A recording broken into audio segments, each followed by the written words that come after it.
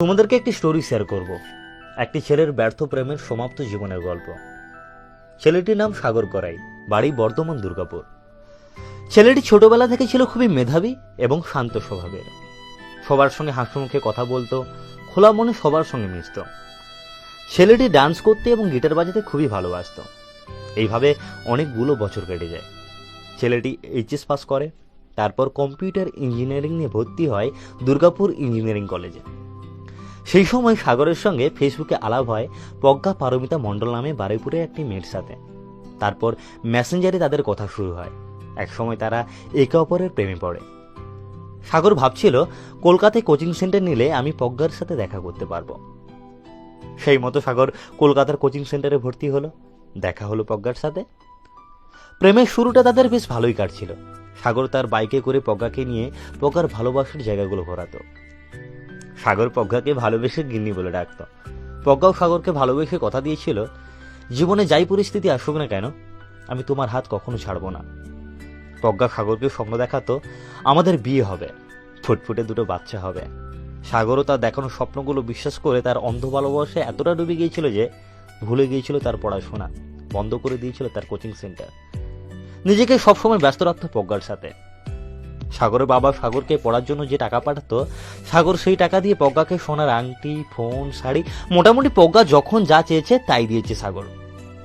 সাগর প্রজ্ঞাকে পেয়ে নিজেকে প্রায় ভুলেই গিয়েছিল। কিন্তু হঠাৎ একদিন সাগরের সঙ্গে প্রজ্ঞার ঝগড়া হয়। সাগর ব্যাপারটা এতটা সিরিয়াসলি নেয়নি, কারণ সাগর জানে সম্পর্কে ঝগড়া হবে আবার সবটা ঠিক হয়ে যাবে। তাই সাগর প্রজ্ঞাকে ফোন করতে থাকে, কিন্তু প্রজ্ঞা তার কোনো ফোনই রিসিভ করে না। হোয়াটসঅ্যাপে মেসেজ করলে রিপ্লাই দেয় না। সেই সময় সাগর জানতে পারে প্রজ্ঞা আগে একজনকে ভালোবাসত, সেই প্রেমিক তার জীবনে আবার ফিরে এসেছে। তাই প্রজ্ঞা তার কোনো ফোনই রিসিভ করছে না। কিন্তু সাগরের ব্যাপারটা ঠিক মানতে পারছে না, বিশ্বাস করে উঠতে পারেনি। তাই সে পাগলের মতো প্রজ্ঞাকে এসএমএস করতে থাকে। তার কাঁদার ভিডিও প্রজ্ঞাকে পাঠাতে থাকে, ফ্যানে গামছা লাগানোর ছবিও পাঠায়। কিন্তু প্রজ্ঞার তাতে কি এসে যায়? সে তো তার এক্স বয়ফ্রেন্ডকে পেয়ে গেছে। তাই সাগর বাঁচলো না মরলো, প্রজ্ঞার তাতে কি এসে যায়? প্রজ্ঞা সাগরকে হোয়াটসঅ্যাপ থেকে ব্লক করে দেয়।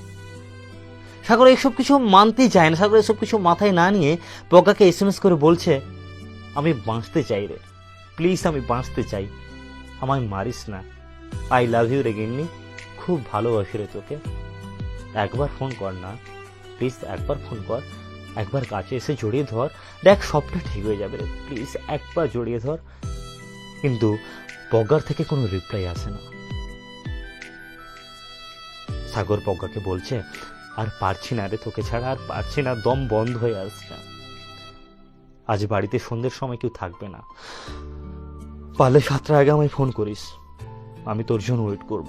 কিন্তু 7টার পর আর ফোন করিস না আমায়, কারণ তুই আর আমায় পাবি না। তাতেও প্রজ্ঞার কোনো রেসপন্স নেই।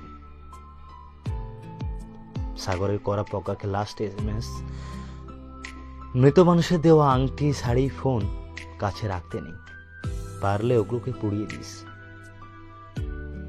আমি তো মরে গেলাম, কিন্তু আমার ভালোবাসাটাকে মারিস না, আমার ভালোবাসাটাকে বাঁচিয়ে রাখিস। চলে গেল সাগর। মাত্র 19 বছর বয়সে থমকে গেল একটি তরতাজা যুবকের প্রাণ, শুধুমাত্র ভালোবাসার মানুষটির প্রতারণার জন্য। ভালোবাসায় প্রতারণা করলে একটি ছেলে যখন একটি মেয়েকে খুন করে তখন আইনে তার শাস্তি আছে। কিন্তু ভালোবাসায় প্রতারণার শিকার হয়ে যখন একটি ছেলে কিংবা একটি মেয়ে সুসাইড করে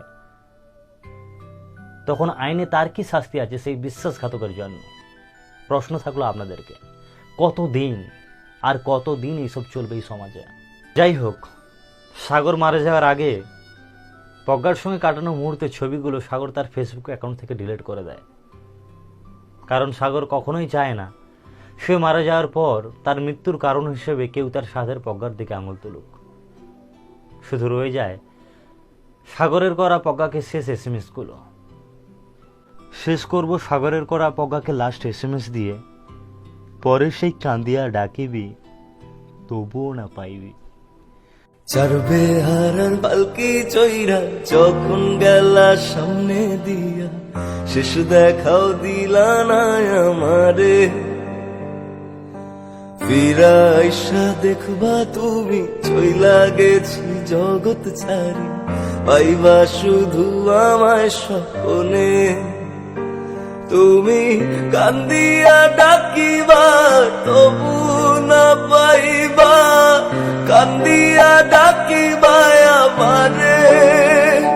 তুমি কান্দিয়া ডাকিবা তবু না পাইবা, কান্দিয়া ডাকিবা আমারে।